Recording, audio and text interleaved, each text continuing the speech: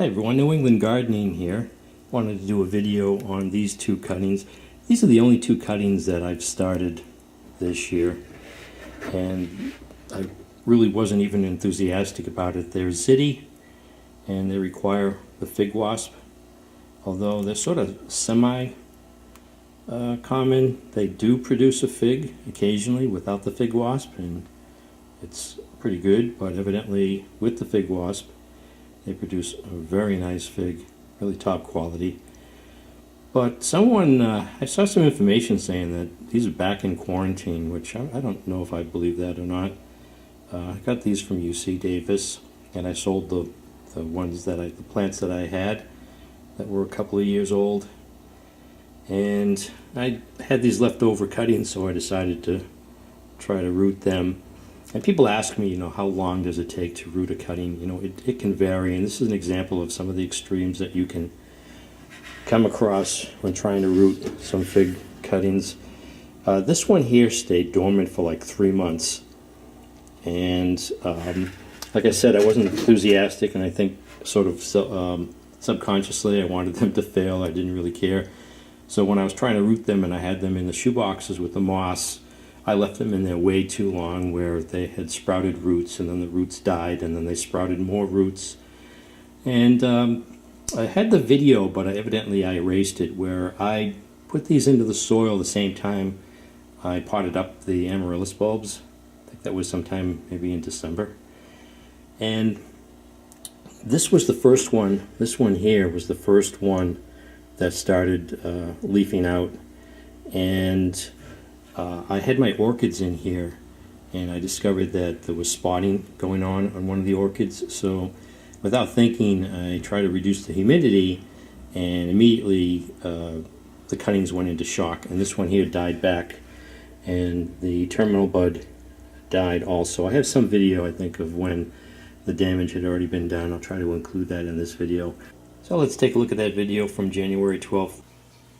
Hey everyone, here's an example of how quickly a fig cutting can go south or deteriorate.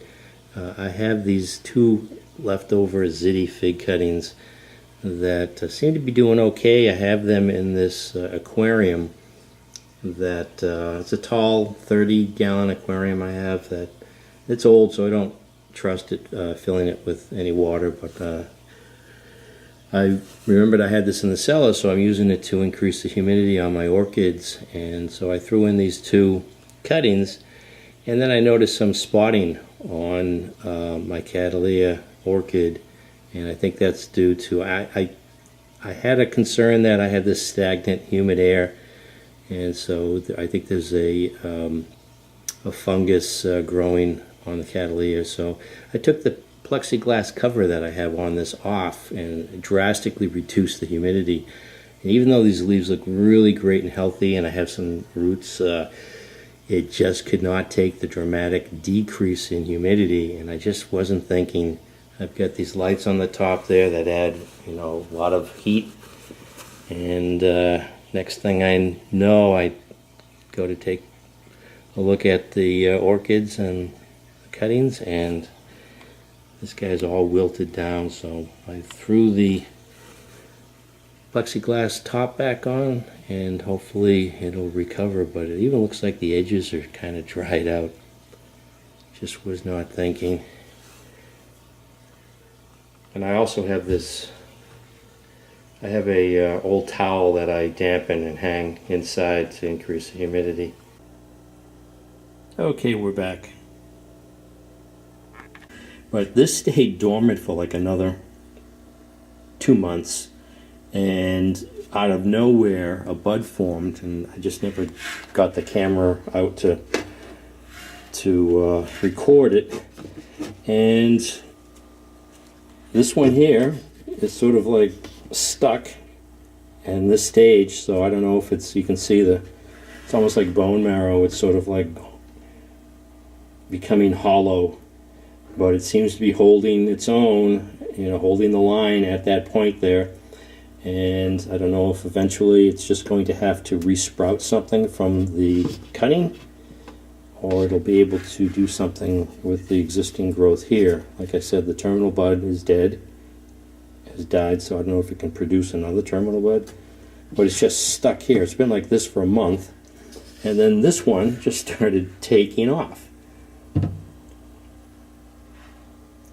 So they're now complete opposites, where this one here, you know, given it was due to my error, I gave this a setback, but when I thought this was not going to produce anything, it was just eventually going to die, I would see the white from the tips of new roots occasionally, so it always gave me some hope that it was just going to take some time. And sure enough, it took off.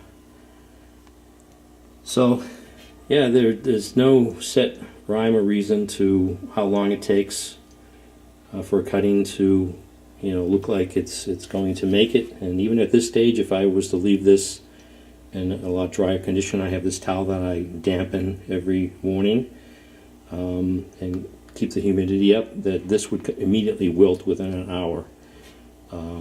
It just takes a while for all the plumbing to be able to handle the growth that it has on here in a lower humidity environment. So for now, I'm going to keep this under the grow lights and maybe occasionally try to reduce the humidity. And even at this stage, you know, you can end up overnight with a dead fig cutting. It just happens sometimes.